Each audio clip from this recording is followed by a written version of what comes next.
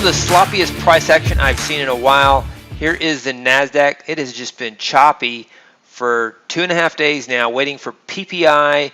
And so PPI is a report that indicates inflation, an inflationary measure similar to CPI. Producer price index, look at yesterday's chop. Today's chop was similar, just really extreme chop. And today we were down on the day, but still up on the week in spite of all this extreme chop.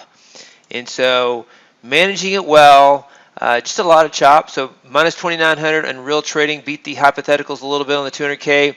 The 50K was down minus 1150 in real trading on the micros, minus 949.50.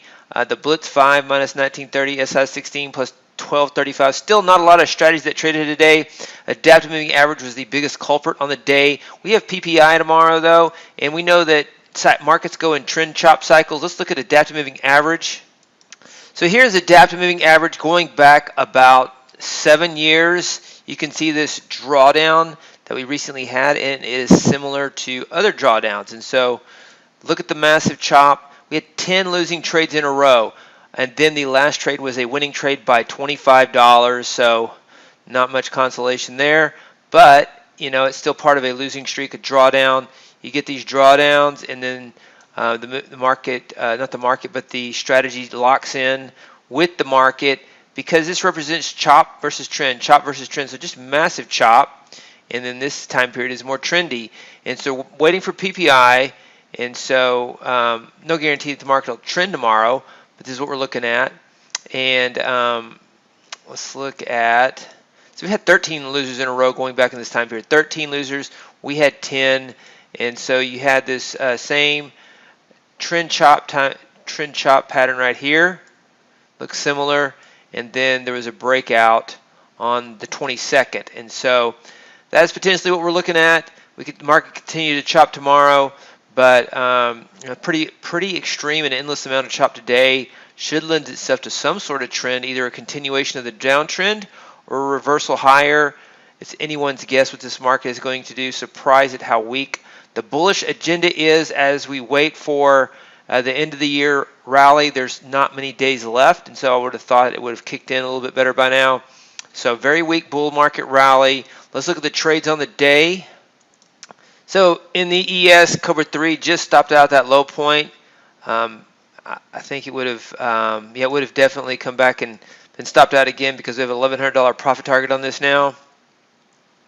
Tick Fader hit its profit target on a short trade, and it is up plus 375, minus 625 and plus 375 on the base ES workspace. And then Viper had a lot of trades, so it was up on the day a little bit, but it took a lot of trades. You can see at least four trades. And then Cobra 3 just stopped out on that low. Just a lot of what you would consider traditional stop running type price action. You can see tick reversal right around break even here. This had a recent equity peak. AT 2022 had a recent equity peak the other day, and Cobra 3 just stopped out on this low. And then on the Blitz, here is adaptive moving average. You see that last trade was a winner, and so maybe we'll get a trend tomorrow after the extreme amount of chop, near record breaking amount of chop in a 2-day period, to have 10 losers in a row.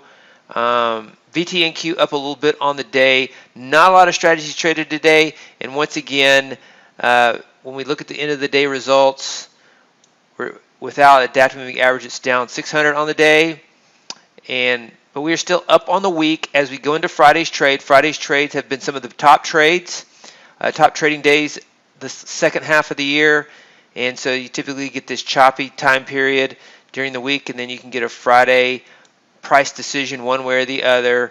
And so looking forward to Friday's trade after PPI.